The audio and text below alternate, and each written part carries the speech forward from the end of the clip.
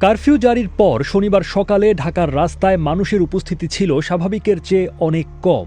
কিছু এলাকায় অল্প কিছু দোকান খোলা দেখা গেছে। রাস্তায় গাড়ির সংখ্যা ছিল হাতে গোনা।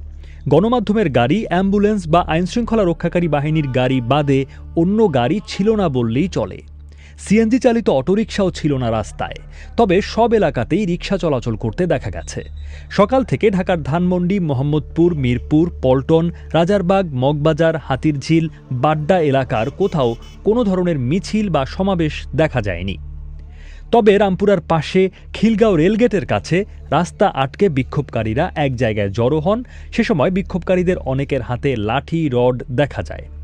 রাজধানীর প্রগতি সরণি জুড়ে শনিবারও থমথমে পরিস্থিতি দেখা গেছে। বেলা গড়ালেও নাগরিক চলাচলে স্বাভাবিকতা দেখা যায়নি, বরং জরুরি প্রয়োজনে ঘর থেকে বের হওয়া মানুষকে দুর্ভোগ পোহাতে হয়।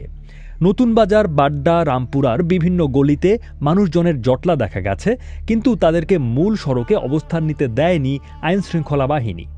বিভিন্ন স্থানে মূল সড়ক ধরে বিচ্ছিন্নভাবে হেঁটে যাওয়া বেশ কয়েকজন পথচারীকে লাঠিচার্জ করে সরিয়ে দিতে দেখা গেছে। বেলা 12টার দিকে রাজধানীর গুলশান বাড্ডা লিংক রোডের বিভিন্ন গলিতে ঢুকে পুলিশকে ফাঁকা গুলি ছুঁড়তে দেখা